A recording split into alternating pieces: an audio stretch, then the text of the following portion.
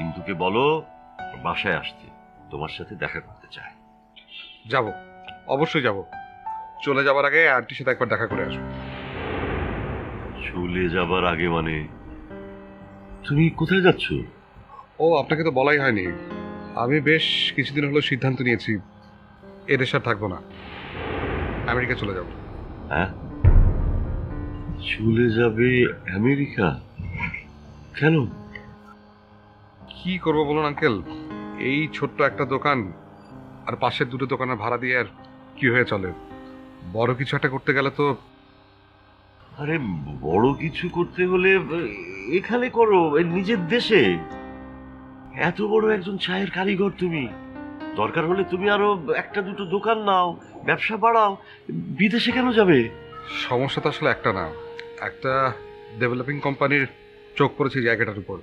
এই আশেপাশের সমস্ত প্লট ওরা কিনে নিয়েছে, শুধু এই প্লটটা নিতে পারলেই পুরো ব্লকটা ওদের হয়ে যাবে। ওরা একটা হাই রাইজ কমপ্লেক্স করার চিন্তা ভাবনা করছে। আর আমি যদি বিক্রি করতে নাও চাই, খুব বেশি দিন এটা আঁকড়ে ধরে রাখতে পারবো না। জানেনই তো, ওরা অনেক ক্ষমতাবান হয়, পলিটিক্যাল কানেকশনস থাকে। সো আমার একার পক্ষে আসলে এত ঝামেলা সামলানো সম্ভব না।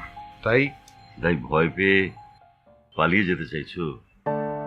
তোমার কাছেই তো শুনেছি যে তোমার বাবা মারা যাওয়ার পর তোমার মা কত কষ্ট করে এই দোকানটা করেছিলে। তোমাকে লেখাপড়া করিয়েছে, খাইয়েছে, পরিয়েছে, সব এই দোকানের আয় থেকেই তো। খুব ভালো লেগেছিল শুনে যে তুমি বড় হয়ে মায়ের এই ব্যবসাটাকেই আগলে রেখেছ, আরো বড় করে তুলেছ। সেই তুমি যদি এখন এই দেশ ছেড়ে চলে যাও। সময় বদলে গেছে আঙ্কেল।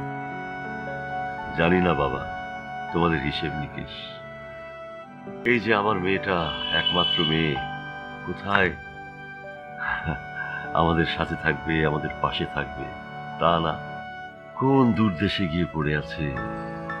বলে তো যে ভালো আছে, কিন্তু কেমন আছে সে এক উপরওয়ালাই জানে। আরে আমেরিকায় যে কি জাদু আছে কে জানে, সব ওই আমেরিকা বলতে একেবারে পাগল। কি আছে সেটা জানি না, তবে আমার একজন আছে সেখানে। তার কথা ভেবেই হয়তো যাওয়ার ডিসিশনটা নিয়েছি। তোমার একজন আছে মানে কে?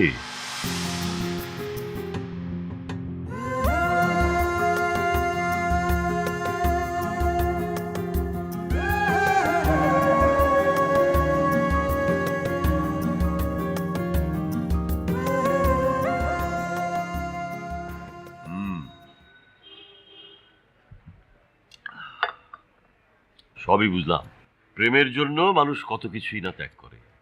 তুমিও না হয় দেশ ত্যাগ করলে। সব কথার শেষ কথা হচ্ছে ভালো থাকাটা জরুরি, বুঝলে?